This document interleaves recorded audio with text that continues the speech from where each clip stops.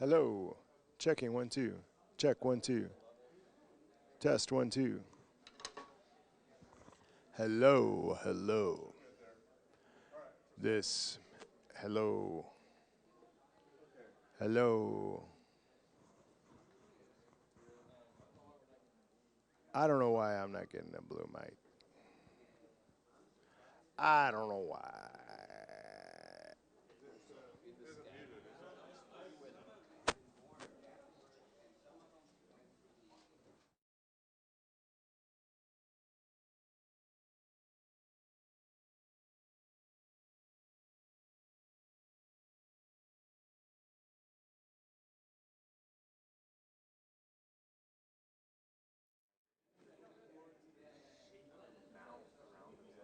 Hello.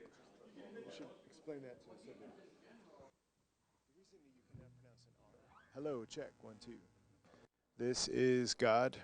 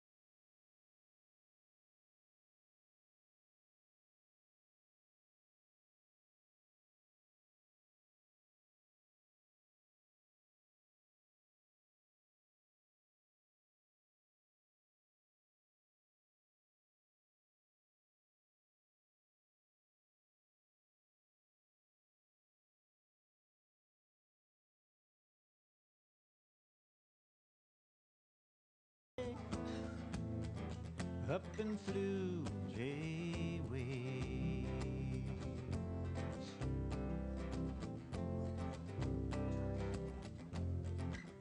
There's a bird on a wire sitting up high.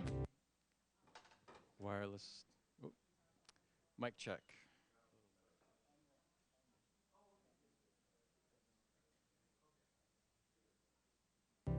A bird on a wire, oh, he's wondering why. Bird on a wire, can't see the ground. A bird on a wire, oh, he can't hear the sound of her song. Now that she is gone.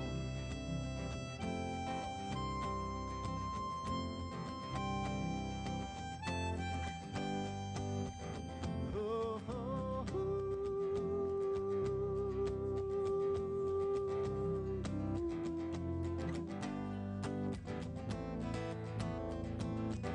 No song so long.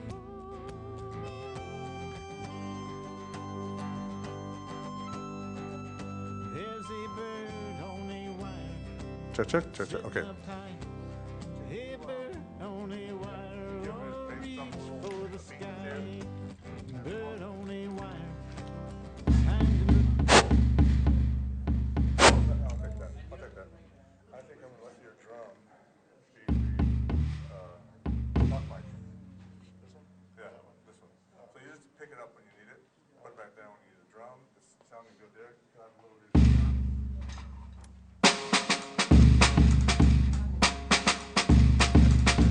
Those sides?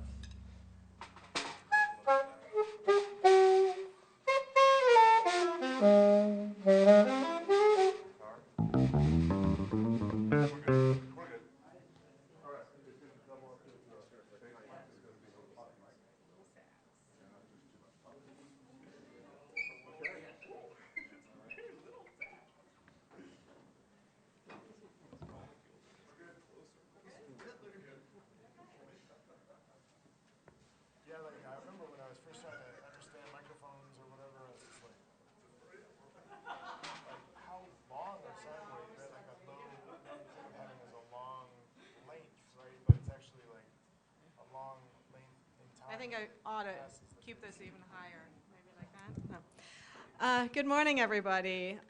Welcome to Houston Oasis on a wonderful Sunday morning. I hope you all kind of managed to, well, obviously those of you who are here managed to kind of get around the traffic for the Houston Marathon. Everybody who's not here today is actually running the marathon, so. Yeah, Houston Oasis, we are a community of compassion and reason. You see our core values up front here. One of my favorite is human hands solve human problems. And I think that is one of the big things that where we as humans can really apply ourselves to solving some of the big and small problems of our current lives. So. The way it's going to flow today, we'll have a few songs. We already heard a little bit of a prelude. We have a community moment given by Kana about credit card fraud and how to prevent getting scammed. We'll have a few more announcements, songs, and then we break for coffee break. It'll just be a great opportunity to get to know others who are here.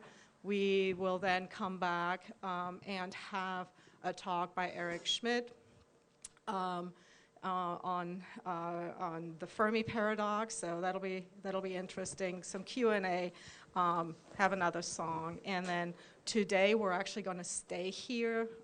For those of you who saw it in time, bring your own lunch. There is, you would already be prepared for that. If not, feel free to do like a DoorDash or something to have it delivered here for about 12:15. So with that, I think I'm going to go ahead and hand it over to the Free Radicals for our first couple of songs. How's it going, y'all? We are members of a large group called Free Radicals. Oh, I need this. I was thinking I was loud enough without it. But we are here doing our trio version today. We've been making music in Houston since '96. We've put out 10 albums, many of which are available for whatever y'all want to donate on the back table over there. The first song is called Ghosts of Montrose. This song goes out to things that were in Montrose that are no longer around, businesses, people. So if anybody would like to dedicate Ghosts of Montrose to something from Montrose that's no longer around, anyone got anything? A bar, a person, anything? Okay, well, in that case, we're going to dedicate it to Westheimer Street Festival for you then.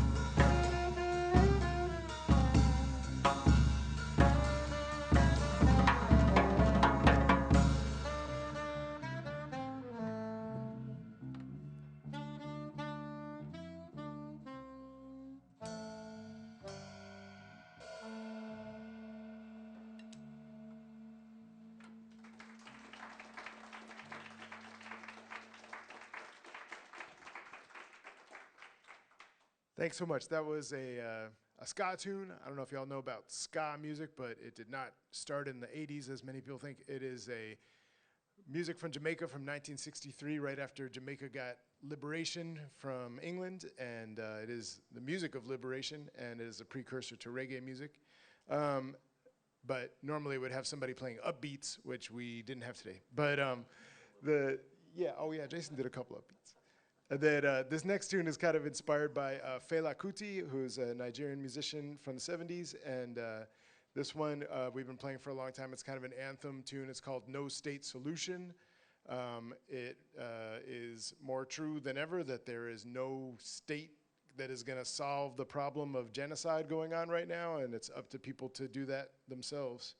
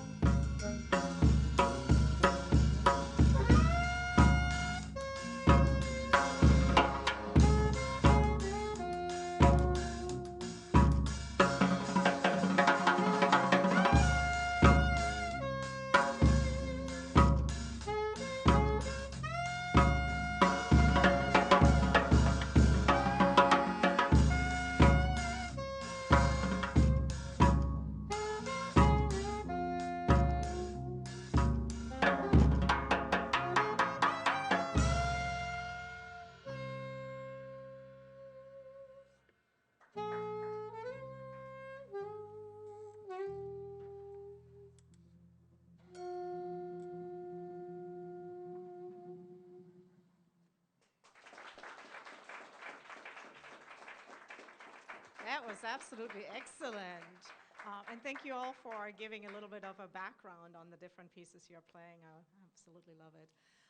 So we're going to be doing the community moment next. Kana is a longtime member of Houston Oasis, and today's community moment is a follow-up to the talk from last week. Lou's going to be talking to us about credit card fraud, and not how to commit it, but how to prevent it being happening to you. Come on up.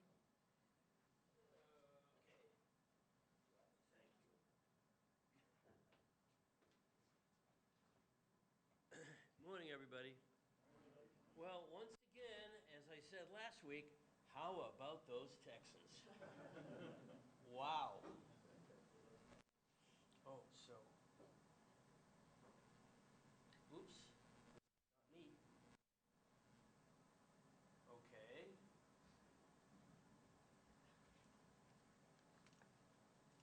That's obviously. Oh. Oops.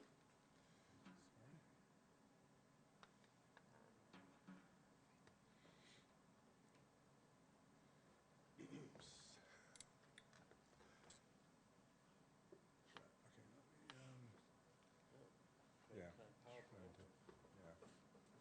Yeah, the middle one. Let me just close this one. Open that later. Yeah. All right, you're on.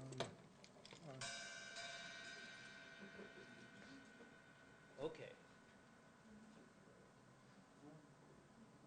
Hold on, one more. Okay. All right, now it's going. All right, thank you.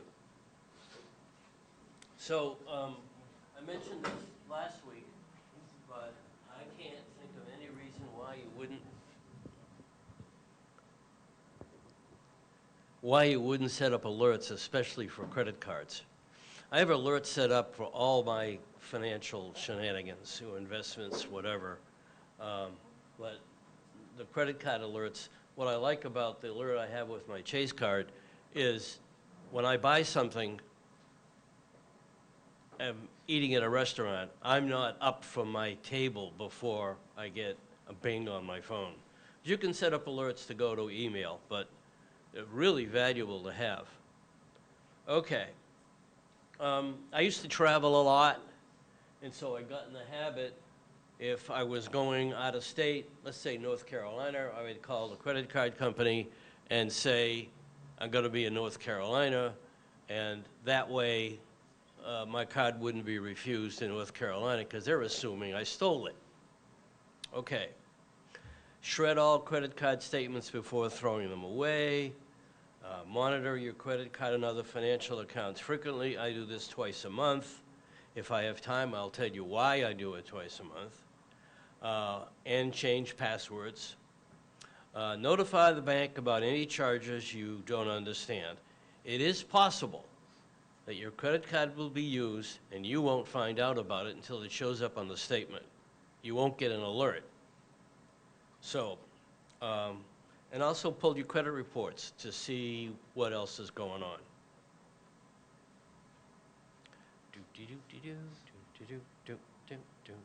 Ah, okay. I thought this was kind of fun fact. Visa monitors 76,000 transactions per second worldwide.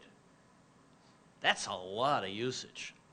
They're using artificial intelligence to determine the validity of a charge, which means to me, I'm only getting Visa cards. Visa advises you to avoid scams by avoid swiping. In other words, don't swipe your card. Use the chip at the end. We talked about this last week, using two-step authentication, which you can set up at the bank site. The first factor is a powerful password, and the second is a verification code retrieved from a PC or a smartphone. It'll be a little bit of a nuisance, but it's a good safety check.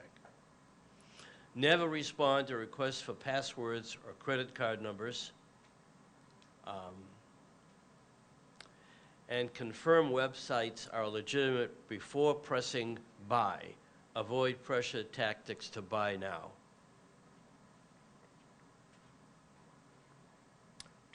Wrong direction. Okay. I have absolutely stopped using my credit card at the pump when I buy gas. It's a nuisance. I go inside, present the credit card, and go from there.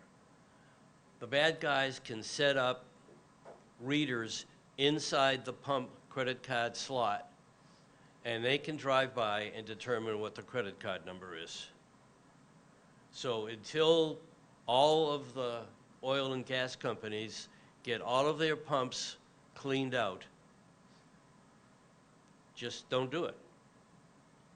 Okay. I don't do this, but you can pay with a tap-to-pay card.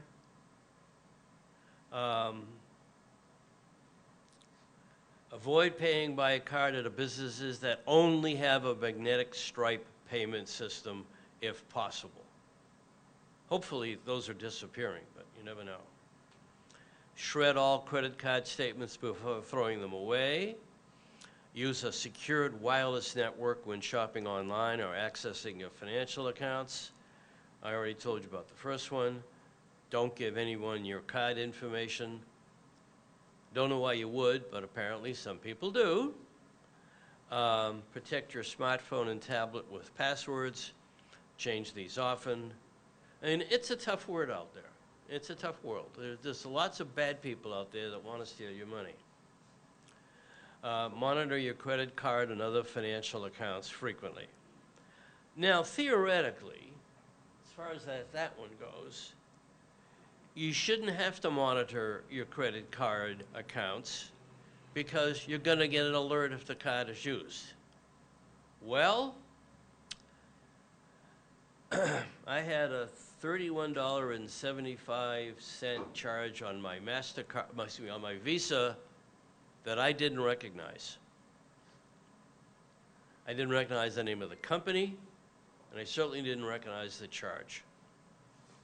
So I called the bank, and they gave me the phone number of the company that was responsible for the charge. It took a while, but I convinced them what would happen if they didn't back it out. And they did. But this was a charge where I never used my card. That's a little bit scary. All the more reason for checking your statements often.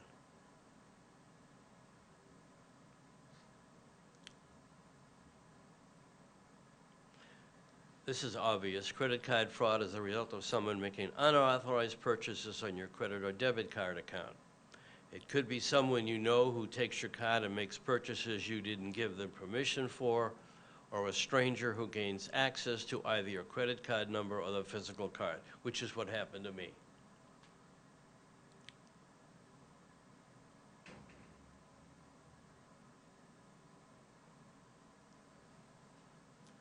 Okay, how does credit card fraud happen? Your credit card number could be stolen if an e-commerce site where your shop gets hacked. Someone could rifle through your garbage to find account numbers. Those are like gold. So it's worth it for the bad folks to go through your garbage. Someone can hack into your accounts if you log in through an unsecured Wi-Fi network. I don't think you should ever do that. You know, if I have my laptop somewhere and it's not a secured site, I just don't get on the internet. This is the gas station thing. Thieves can use skimmers attached to point-of-sale payment terminals, such as at a gas station, to access your credit card information if you use the magnetic stripe on your credit card for transactions. Okay, what should you do next? If you discover you are a victim of credit card fraud, the first thing to do is contact your bank and report the fraudulent charges. Review your statements to ensure you report all fraudulent charges and make sure you can account for every purchase made with the card in the past 2 months or so. By federal law, you won't be held liable for fraudulent credit card charges over $50 as long as you report them within 60 days. Visa, MasterCard, American Express, and Discover all have zero liability fraud policies. If you report fraudulent charges quickly, you may not have to pay for them. But what? What's the but? They're going to cancel your card because they don't know it won't happen again. They'll send you a new card, and if you pressure them, they'll send it to you within 2 or 3 days. But as of that phone call, your credit card can't be used. It's basically shut down. So it's for your own protection. And of course, if you get a new card, it's going to have a new number, and if you have any auto pay set up with that card, you got to go to the website of the Chronicle or whatever and change the credit card number. It's a nuisance, but that's the world we live in.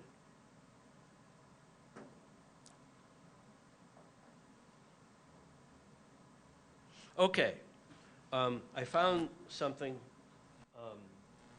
after I put together the PowerPoint. These are things to never charge on a credit card.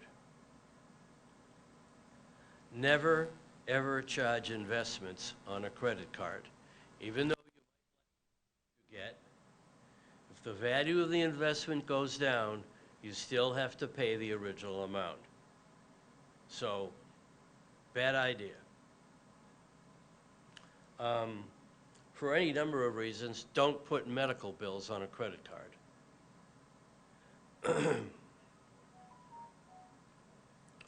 And last but not least, only make purchases on your credit card that you can afford.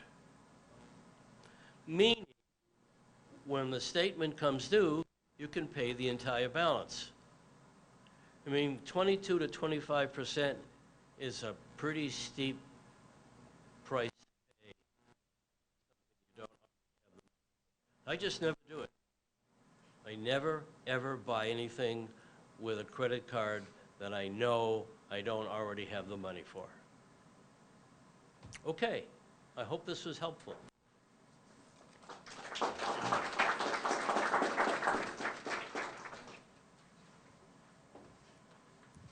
Thank you, Lou. Before we go into coffee break, a few announcements. On Wednesday, January 17th, we'll have Houston Oasis cards game. I think they're meeting somewhere here in the vicinity around Rice University. It's limited space, so if you want to attend, there's a Richard's email address is on the bulletin. Contact him to make sure that you know where to go and they know you're coming. Then on the same day from 7 to 9 on Wednesday, January 17th, so Houston Oasis Book Club, they'll be meeting at Cafe Express. Ginger and Ted are going to be hosting that, and they'll be discussing the Project Hail Mary, a sci-fi novel by Andy Weir. And so that should be a really fun and good discussion. And then we have bar night coming up on February 24th, so that's a little bit out. There will be more events that are coming up.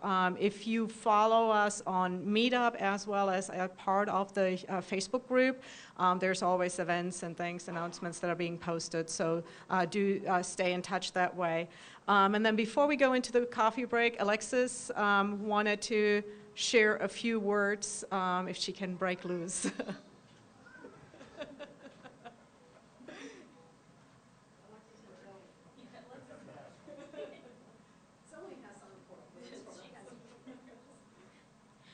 Good morning, everybody.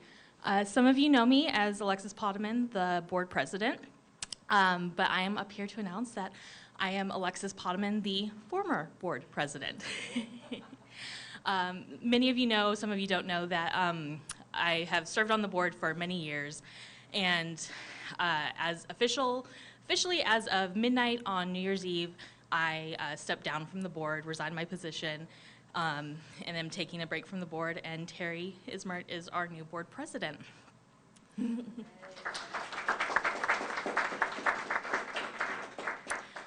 When I started as president, the biggest goal I had was to increase the community, increase community cohesion. What I didn't have on my vision board was a global pandemic. So despite all that, despite everything, I am continually impressed and proud of this community and our ability to come together, and the fact that we made it through the pandemic and we're still here today, meeting in this space. Everyone here is a testament to everything that our board does, our community does, our amazing volunteers do, and just how awesome you all are. And so it has been a big honor to be the president, and I'm very, very excited for the future and everything the new board will be doing in these upcoming years. So thank you very much.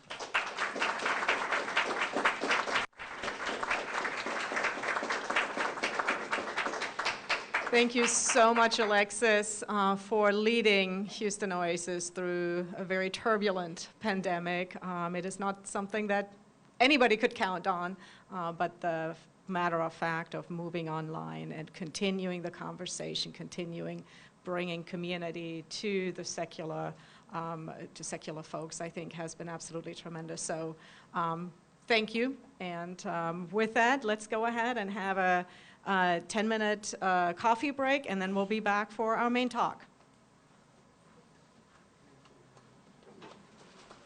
Oh, they say some people long ago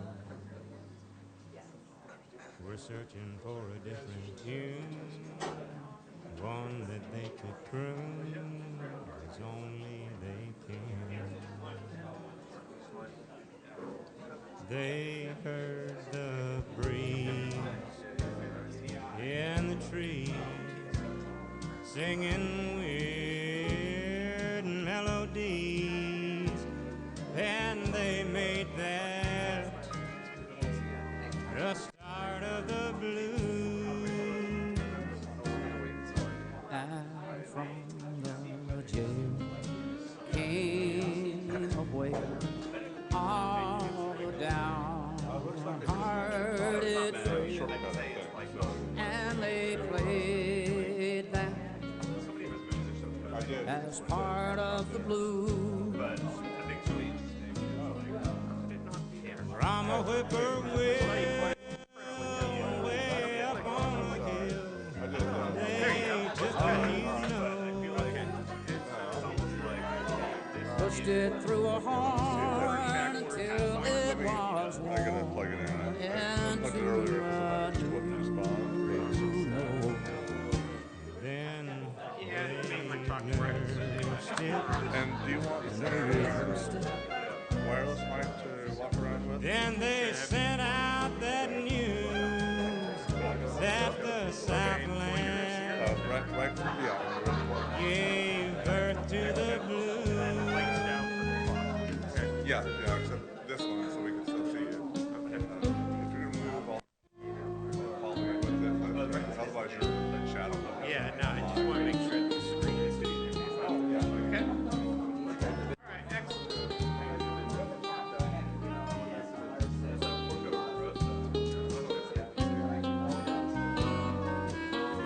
And then they nursed it, They rehearsed it. and then they sent out that news that the Southland gave birth to the blues.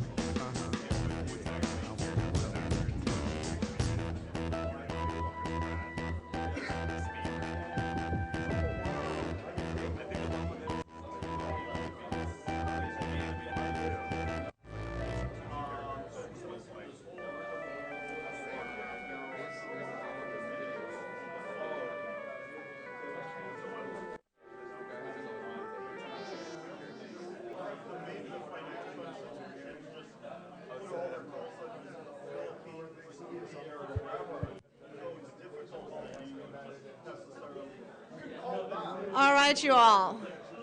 It's been at least 9 minutes and 45 seconds since we started coffee break. So we're going to go ahead and get started with our main talk.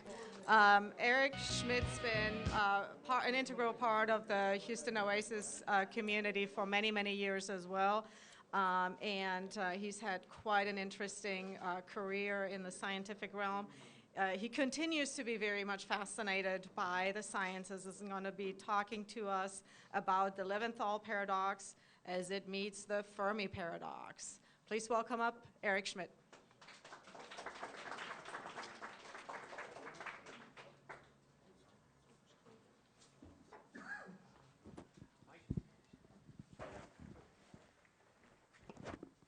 All right. So I'm going to start out by doing a little name dropping here, and that's that Conrad, my son in the back, had an assignment in physics to work on protein folding. And I showed him some stuff on YouTube, and then a few days later, across my feed came a video on a related topic, and it was from Lauren Williams. And I recognized the name because Lauren Williams was my scuba diving buddy when we were both postdocing at MIT. And I think, oh, okay, what's he up to and how is this related to protein folding? And it turns out he has done some really profound work on protein folding and has a lot of implications. So today what I want to do is explain to you a bit about how the whole system evolved and why it's so important. And of course, in all of this, I have some goals. I need to explain to you what those paradoxes are, the Levinthal paradox and the Fermi paradox. Now, Gosha, in a prior talk, had talked about Fermi paradox at one point, and various other people have touched on it along the way. But I need to explain those to you, but I need to show how the ribosomal apparatus solves what's the Levinthal paradox, which is that it takes an extraordinarily long time to make a protein if it's just random folding. And show how science elucidates the ribosomal evolution and show some examples at a molecular level of how this worked so you can start to see how things evolve. I think some real concrete examples will help you. And then show how evolution diverges and takes different paths and sometimes converges on a solution. And discuss how all this applies to the Fermi paradox, which is, where is everybody? Why have we not encountered aliens? And hopefully in all of this, one of the added bonuses is it's going to really instill you with a reverence for life, just how spectacular it is. Okay, so Levinthal's paradox. So what we've got up here is peptide linkage. So there's two amino acids in those planes that are shown here. So they don't come through very well, but there's a plane here and another plane going this way. And if you try to just fold amino acids up, building a peptide chain, and if it's a random process, it's going to take forever for it to fold to the necessary configuration for the protein to do its job. So something's got to control folding. And that actually is very important how you do that, because if you don't control the folding, even if you do manage to get, this thing trying to take a conformation, what it's going to end up with is what's called a beta-pleated sheet, which is this fold, which really is a lot like amyloid plaque in your brain for Alzheimer's disease. You can't do a whole lot with it. So how does this tie into the Fermi paradox? Well, the reason for bringing it up is that the evolution of protein folding was a major step in being able to produce intelligent life, advanced life forms. Life got started in an RNA world, but there's a lot that RNA can't do that proteins can. And in order for there to be intelligent life, at least here, it needed to fold properly. You need to make all sorts of complex structures, and I'll show you some of those. Now, answering the Fermi paradox of how likely it is that there would be life somewhere else really depends on knowing how life started here. And as far as we know, life only started here one time. It could be that life arose independently multiple times on Earth, and then some of it was just outcompeted and lost to history. It could be that there's alternative life here on Earth, and we just haven't recognized it. For instance, we all use, some molecules come in mirror images, left-handed and right-handed. We all use left-handed amino acids. It could be that there was a form of life that got going early on that used right-handed amino acids. All of its chemistry could be very much like ours. It's just that it's mirror image in terms of its chemical interactions. People have started looking for that kind of thing. So far, they haven't found any evidence of it. And as far as, just one other example of life somewhere would give us an indication of how likely, how frequent we should be expecting alien life forms elsewhere. So, but right now, it's crickets. So I know that there are members of Oasis who really think they're here now and watching. Bob Fisher is off in Mexico this weekend, so he can take me to task when he comes back. But here's why I think that's not true. I don't think that we've had any visitors.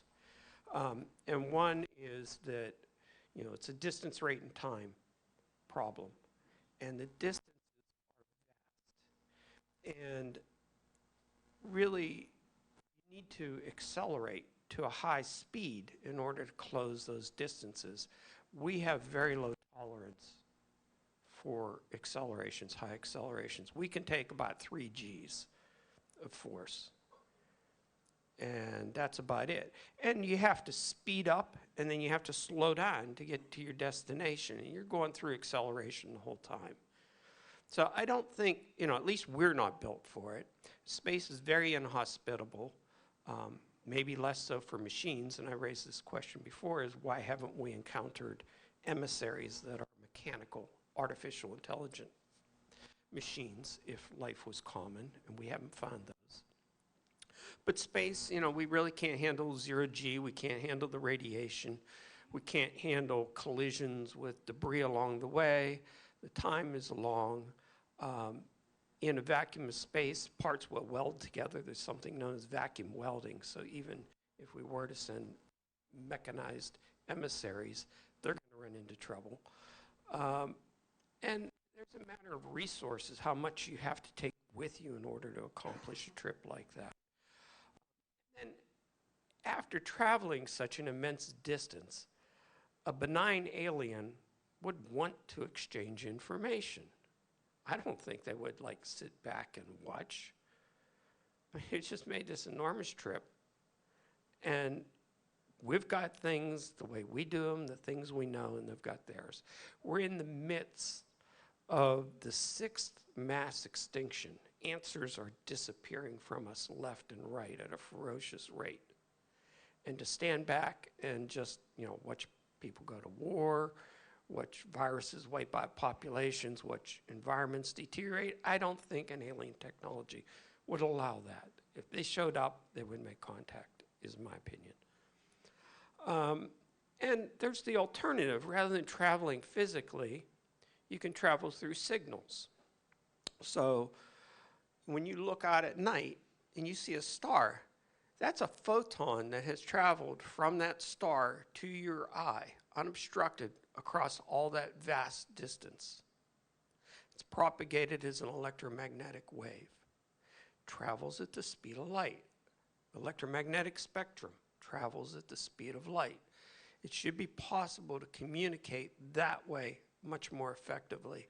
And initially, we hadn't listened too much. And so one could say, oh, well, we just need to look harder. But now people have looked pretty hard. Nothing, not a signal.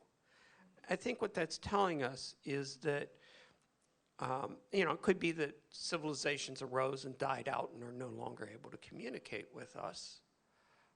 Or it could be that we're at the cusp of civilizations that first acquire the ability to communicate that way, and others haven't caught up yet.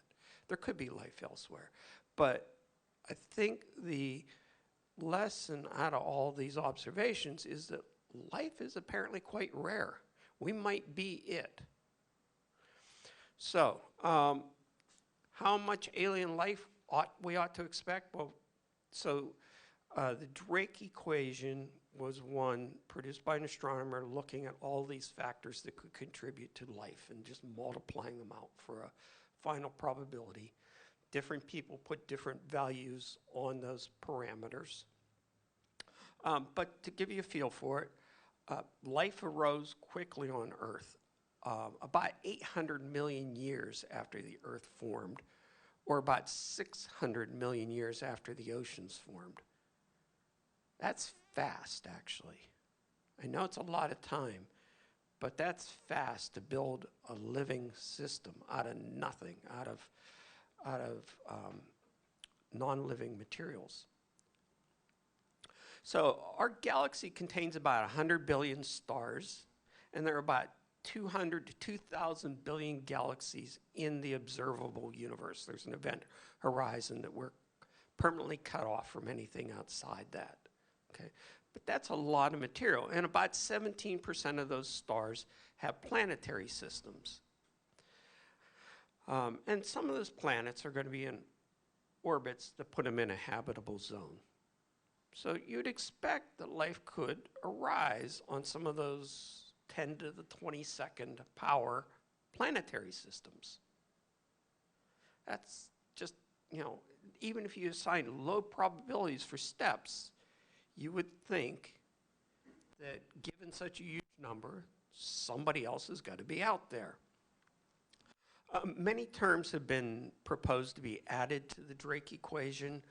And as I said, the values that you would assign to those terms are controversial. Some people would say, oh, it's almost certain, it's 100%, probability 1. Other people will say, it's really close to 0 or 0. So, and of course, if you put 0 in the Drake equation, there's no life anywhere else. Earth has provided an example that it can happen at least once. So even with these pessimistic assumptions, it seems that extraterrestrial life must have existed or may currently exist. But where is everybody? And that's where I think the protein folding issue comes in. And this is not something that is a new proposition from me. Others have proposed it. So the answer to Levinthal's paradox about how can you get a complex protein made is that it's controlled by cellular machinery. The Drake paradox could be resolved if it's hard to add complexity. So lots of evidence points to an RNA origin for life. RNA can store information, it can transmit information, it can perform enzymatic reactions, making things happen faster than they ordinarily would. And then, really important in all of this, is it can template assembly of other types of molecules. So, people don't normally hear this story, but amino acids combine directly to RNAs through hydrogen bonding in certain ways. And so that may have been how things got started. That's the bridge between the RNA world and the protein world. RNA is not good at building complex structures. Unconstrained short peptides make those beta-pleated sheets that I showed you in the beginning, and they're not particularly useful for building things. Most of the there are proteins in the ribosome. It's made of RNAs and proteins. The ribosomes what makes your proteins. But the early proteins really are these beta pleated sheaths. They're just short little folds, and I've shown an example here. So just a few amino acids hooked together. And those are in the core of the ribosome. Later on, more proteins got added to the ribosome. They're on the perimeter of the ribosome. The RNA world ended when life could build complex proteins. So we still do some stuff with RNA, but the real workhorse out there now is protein synthesis. You can use them to build enzymes, you can use them to build structural components. So here's some examples of what protein can do. So, there are some beta folds like this, and you can turn them into barrels in various shapes. But you also get alpha helices, and you can combine the two and make things. Here are some of the things that can be built out of proteins, all these elaborate structures, these cages, pores, connectors. These are all nano devices. On the nanometer scale, these are tools to build with. So you got enormous amount of capability out of the proteins that you don't get out of the RNAs. So the ribosomes are what make the complex proteins. So how do they do that? I'm going to guide you through just a little bit, bear with me, on how a ribosome works. Ribosome has two subunits, a large subunit and a small subunit. The small subunit handles the information end. It matches the tRNAs, the transfer RNAs, up with the messenger RNA. The large subunit builds the protein. It connects the amino acids that are on the transfer RNAs. And the way it does it is it has 3 sites, an amino acyl site where the transfer RNA comes in, so this purple is a transfer RNA with an amino acid stuck at the top. And then it has a peptidyl site, which is a growing chain of amino acids. A polypeptide chain is a short protein. And then it has an exit site where the tRNA leaves from. So what happens in all of this is that the ribosome restricts the angle of bond formation. So at the beginning, I showed you that the amino acids have all of these bonds, and they can swing 360 degrees. So you've just got, that's why there's the Levinthal paradox. There's just so many ways to arrange the molecule. Well, this limits the way that those amino acids can arrange. And so you can build structures that way. So, and then it gets stabilized by interactions between the amino acids and interactions with solvents, and it folds according to trying to minimize the energy content of the structure. And, there are rules to it because Google Alphabet made a program, AlphaFold, that does a tremendous job at predicting the structures that these amino acids will take. So this thing is asserting rules onto the peptide chain growth. In addition, if it misfolds, there are these things called chaperonins that will promote refolding. It'll take it apart and let it refold so that it gets the right shape. Okay, so is switching from an RNA world to a protein world difficult? If it's really difficult, that could be the answer to the Fermi paradox. Well, ribosomes make the intelligent design proponents salivate. They love this stuff. They look at it. You'll hear these stories about how I could never evolve or this or that. A ribosome puts all that to shame. You're going to see it's extremely sophisticated machinery. But the ribosome gains its complexity in stages. The enzymatic portions of the ribosome are actually RNA molecules. They still do the work. So I told you in the beginning, RNA makes these things called ribozymes, where the RNA can do catalytic reactions. And that's still the case. What's going on in terms of the chemistry at the core of the ribosomes is still done by RNA molecules. But there's been a lot added to it. There's additional RNA and little protein components that evolved later on. The ribosome RNA actually surrounds and guides the folding of the ribosomal proteins. A small, and the SSU here stands for small subunit. LSU stands for large subunit of the ribosome. And they actually evolved independently, which is just incredible to think that we built this machine out of two different evolutionary paths that merged. This, as I said, small subunit handles tRNA and mRNA alignment, so you get your correct pairing. The large subunit is going to handle making the amino acid bonds. There are two initiation factors. I showed you at ribosome beginning. There's the 3 sites, A, P, and E. There are initiation factors that go into the, to get started, go into the A and E sites and block them and direct the first amino acid to that middle site, the peptidyl site. Once that's happened, they leave. There's another initiation factor that'll bring the small and large subunits together. And then, you know, that's getting started. Stopping is another matter. You know, your car, you got to go and you got to stop. Same thing here. And there's actually a molecule that goes in to the A site at the end and blocks it to make the peptide release and go do its thing. So,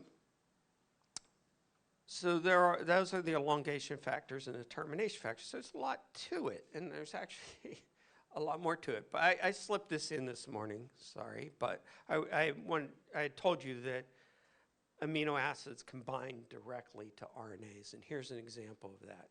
So here is an RNA molecule that was selected in a laboratory. So what they do is they take a column that has beads in it, and on those beads, they stick amino acids. Then they run through random assemblies of RNAs, and they stick to the amino acids. They wash all the things that don't stick out, and then they elute the ones that did stick. And they get a whole bunch of structures that combine to certain amino acids, and they get a whole bunch of other structures that combine to other amino acids. So there's actually this ability for these two to relate. And what's fascinating is that when you look at what it binds to here, that's actually an anticodon. And this is an anticodon. They're the anticodons for those amino acids. So when you look at the genetic code, there's this 3-letter code that tells you what amino acid to stick in as you go along the messenger RNA.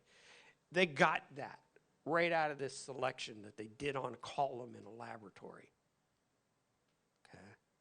So it doesn't seem so hard, right? If you've got a cell and it's full of all these random RNAs, something's going to stick to the amino acids. So maybe you can get going that way. And maybe that's the beginning of building the genetic code.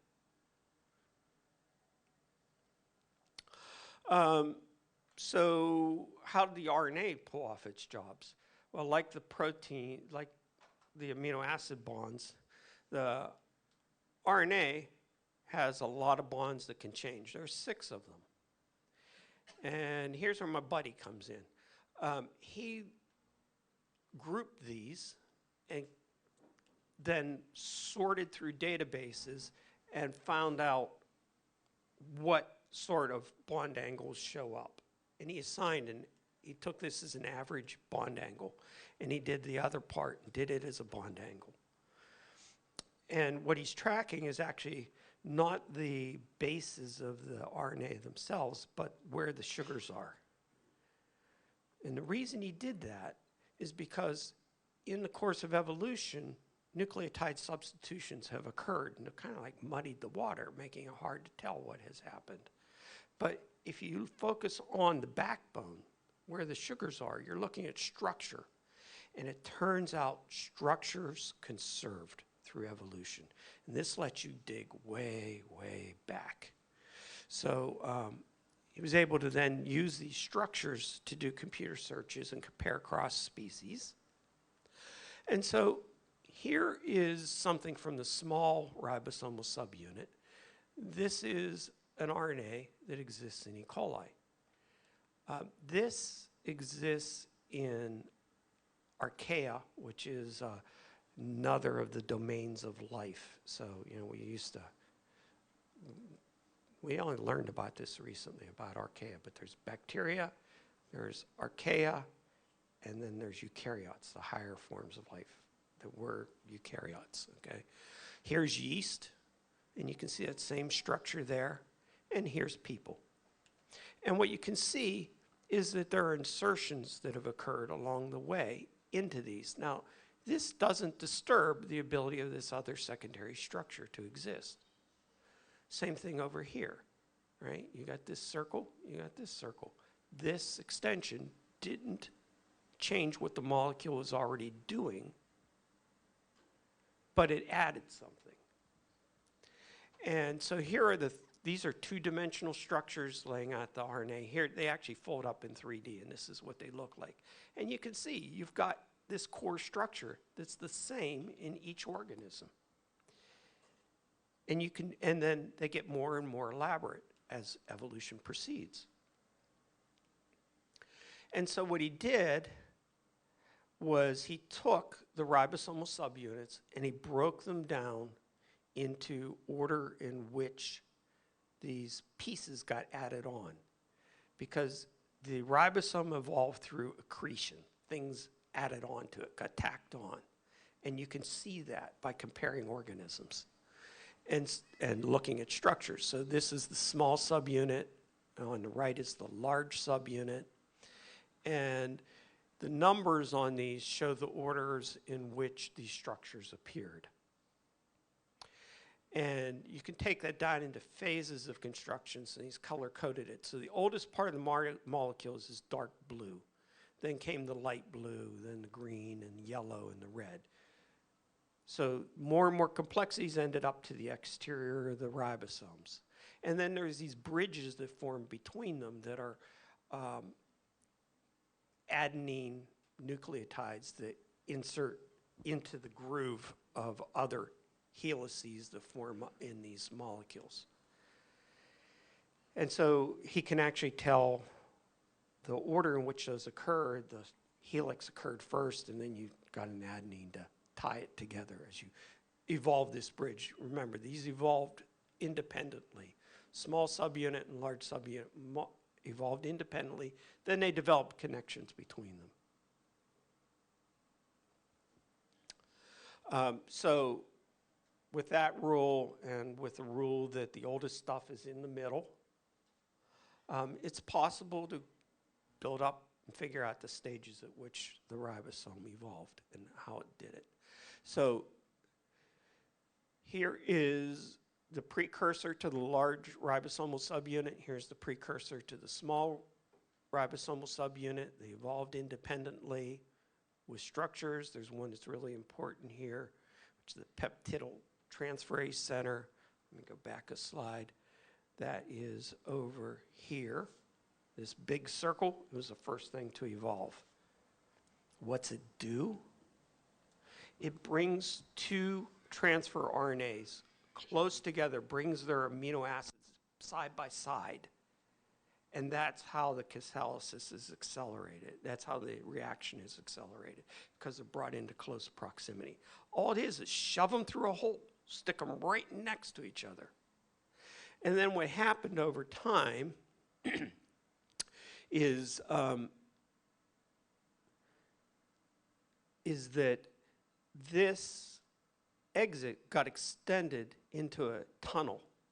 More and more subunits got added onto it. And I'm going to show you how that happened. And it turns out that's really important. That's how we get the complicated proteins. It's original birth canal. Every protein that's been made has come through that canal. And so that's how all of that got going. I wanted to also point out on here, here's another RNA over here called a 5S RNA. It's a separate part of the large ribosomal subunit. So it's not all one giant molecule. You can have separate pieces. Okay. It sort of came along later and served as a plug to hold some of these proteins in place that help the ribosome work better. Okay, so we come up, we start getting interactions between these two, and now they're going to evolve together, and you get complex folding coming along relatively late in life. And the reason is because the tunnel has to get bigger. So here are our kingdoms over here, our domains, bacteria, archaea, and eukaryotes. And here's what the ribosomes look like in those different organisms. So in bacteria, there's a 5S RNA, a 23S RNA that make up the large subunit, and a 16S. The S is a measurement of size. It's a Svedberg unit, it's a sedimentation measurement. And so you can see that that appears in bacteria, it appears in archaea, and in eukaryotes like us, there's still the 5S. The bottom subunit has gotten a bit bigger. It's 18S. There's an additional large subunit piece. And here, instead of 23S, they've gotten a little bigger, 25S to 28S, depending on the species. But you can clearly see that they're all related. Interestingly enough, the mitochondria also has ribosomal proteins in it. It's got to make proteins to build the electron transport chain that gives us our energy. So this 5S, I told you, came along rather late. This is one of these examples of how evolution can come up with different solutions. The 5S proteins that showed up in different organisms were independently evolved from other things. They converged on a structure, but they evolved independently, and they're sequence unrelated, but structurally related. And in the mitochondria, surprisingly enough, there isn't a 5S RNA per se. What solves that piece is actually a transfer RNA. The very first transfer RNA that gets produced in the mitochondria goes and plugs up the hole that the 5S would do. So there's lots of different ways of solving a problem. All right, so again, here's our small subunit and our large subunit. Here's a precursor message RNA. Here are these things that they're calling proto-CCA. So the transfer RNAs, whoa, okay, I'm really short of time. Transfer RNAs bind amino acids at a CCA, and this is I'm going to jump ahead. This is that tunnel that I was telling you about. So you can see it being added as additional subunits of RNA got added, getting bigger and bigger and bigger. And as it got longer, that did a very important job. So the original pore promoted the joining of two amino acids, but as you made this longer, it prevented the formation of these beta folds, and you were able to make complex proteins. Okay, I'll have to tell you about this some other time about how that happened. Let's just jump to the summary. So RNA solved the chicken and egg problem of the origin of life. It stored the information, catalyzed the reactions, and associated the amino acids with some specificity. The appearance of complex life on Earth required adapting its RNA origin to complex protein production. While ribosomes allow for the production of complex proteins, the process is energy intensive. Modern translation would not be possible if energy currency was not abundant. We use the energy stored in phosphate bonds in ATP and GTP. RNA weakly associates with amino acids. So on planet X, other types of self-replicating systems, there might not be an ability to bridge from a simple informational storage molecule like RNA to something that builds complex molecules. And again, I'm stepping away from RNA, saying they did something else. I think because of that argument, it's likely you build things out of carbon, you end up with RNA and amino acids. You can find them in interstellar space. They form readily. They're not super complicated molecules. So while life arose quickly on Earth, that might have just been a simple, lucky early event. And maybe that contributes to why we're not seeing alien life. But if all these foregoing constraints are difficult to overcome, then this could explain the Fermi paradox. However, the nucleic acid and amino acids have been seen in space, so they're around. The ribosome is a complex nanomachine, but it evolved in discrete steps. And there is that association of amino acids with nucleic acids that would have gotten us into a more complex life.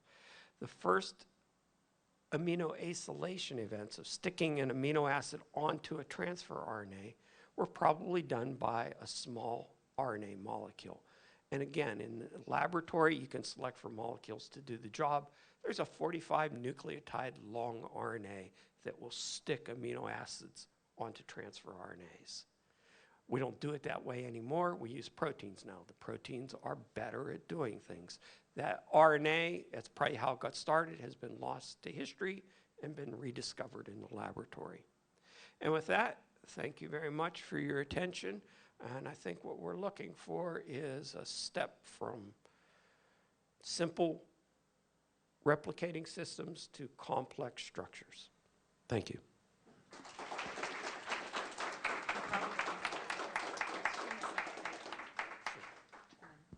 So we only have a really brief time for maybe one question. Eric, I'm assuming you're staying around for maybe lunch? Yeah, I'll be here at lunch too, so we can handle that. All right, so we have one question back here, and then we're ready for a few more songs. Tour de force, Eric. Prions, in your conceptualization, where do they fit? Oh, okay. Prions are proteins that are contagious. They're an infectious thing, but they're made out of protein. They are disorganized. They are proteins that lead to the unraveling of other proteins. And, you know, I already talked about chaperonins that do unfold proteins, and they're kind of akin to that. They're bizarre things, but you've heard of mad cow disease. That's caused by a prion. Excellent. Thank you so much, Eric, for a wonderful talk. Very insightful biology. I felt right back in graduate school talking about the genetics of everything. So we're ready for a couple more songs. Again, thank you, Eric.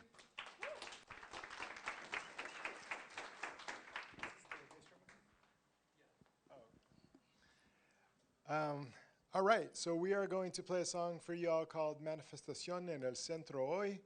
And in fact, there is a protest downtown today. Gaza Solidarity protesters are out there protesting the Chevron sponsorship of the marathon because of Chevron's role in genocide. And we've been out there in the streets also protesting. And I just wanted to mention, since it seems kind of on topic, I was brought up both my parents are Jewish, not religious people. My dad was atheist and my mom was agnostic. And like the most important thing about Judaism to me was like the secular stuff. So like the idea that we are the people who are against genocide, I like that idea. But I'm kind of horrified to see that like, I think in Israel right now, like 1.8% of Jewish Israelis say that the government has gone too far in their aggression against Gaza. Which is kind of devastating to me. And I'm like a really cynical person, so like the fact that it's like even lower than I would have imagined is, I don't know. I thought nothing could surprise me. So, so yeah, we've been out there, and I encourage others to join us. It's super important, and it's also can give you some hope just to get together with people who are like-minded. And so Jacob and I just went out to the last Gaza protest, and while they were chanting, we just gave them a rhythm section. So that was that was a lot of fun.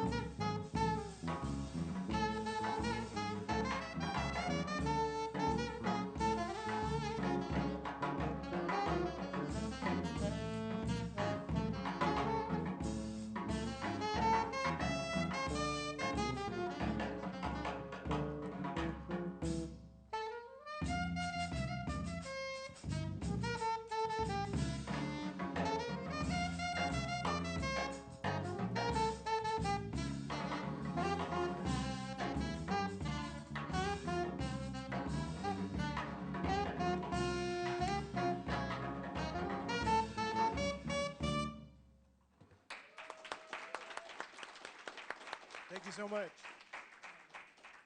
Hello, hello, hello. Thank you so much. Anyway, for our last song, we're going to play a song from 1954. This is the only non-original song that we'll be playing today. This is by the Sun Ra Orchestra, who y'all should definitely look up.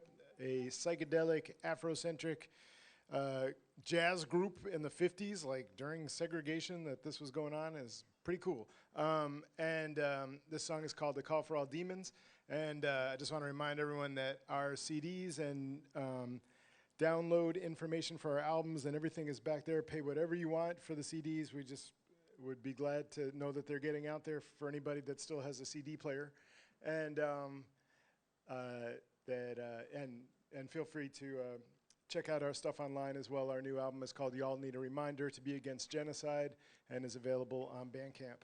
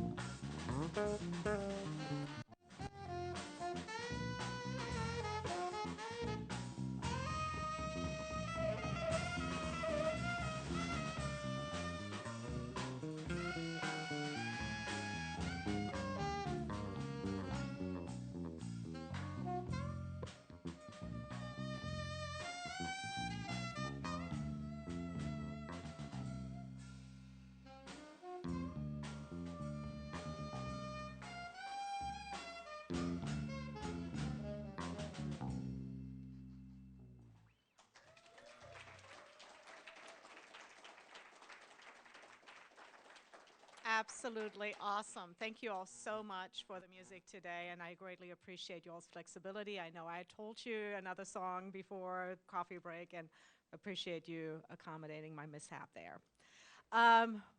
With that, we're getting towards the end. We have a few more announcements. Conrad, if you want to get started. So, hello, my name is Conrad, and my dad, Eric, who just gave his talk on protein folding, I will actually be giving a community moment on how I achieved the simulation of the protein. So, if you ever wondered, how do we know how proteins fold that way? I will be giving a community moment on that, and you can also give a community moment on whatever you like. So you can talk to me since Jacob is not here today. I will send him I'll shoot him an email, and hopefully he'll get back to you sometime. But it could be about anything. Talk about, I don't know, a book you read, a funny story you have. I was planning on a while ago doing a talk on this one scientist who figured out one of the mysteries of physics by sticking objects in his oven. So yeah, it could be about literally anything. We are a secular community, and I want these community moments to be shared. Thank you. Thank you, Conrad. We're definitely looking forward to a wide variety of speakers and topics of interest that would appeal to the broad community. So a couple more things. Richard had to step out to grab some pizza for us to share over the bring your own lunch and whatever supplements everybody brings. So I'm going to just want to make a quick announcement. Houston Oasis, we are a 501c3. We are a volunteer-run organization, but we do pay our musicians. We do pay some of the speakers that are coming in from out of town, et cetera. And we do pay for this room as well. And so contributions to this community are very much appreciated. If now is not a good time for you all to contribute financially, we absolutely for you to be here and contribute to conversations that we're having, enriching our community. So just wanted to put that out there. There's a hat in the back. I think there is a little QR code as well if you want to pay via Zelle or whatever other means. So if you want to hand us your credit card number, as Lou recommended earlier today, we'll take that as well. Kidding about that, of course. I mentioned that we are very much a volunteer-run organization, so a huge thank you to the volunteers who show up early, set up our audio, set up all of the audio-visual.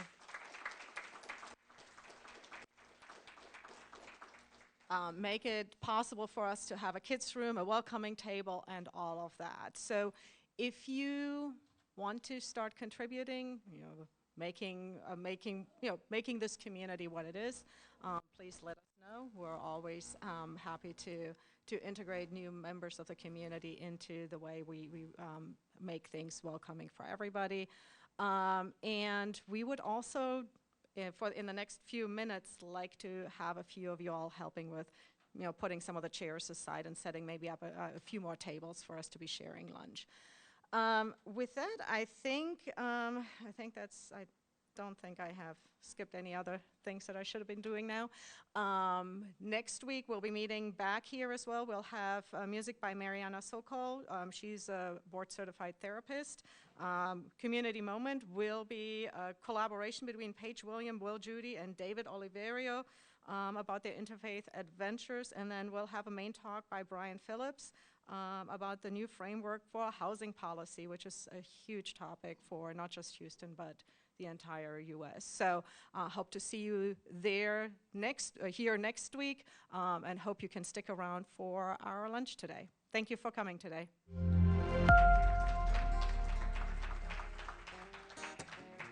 Well, every morning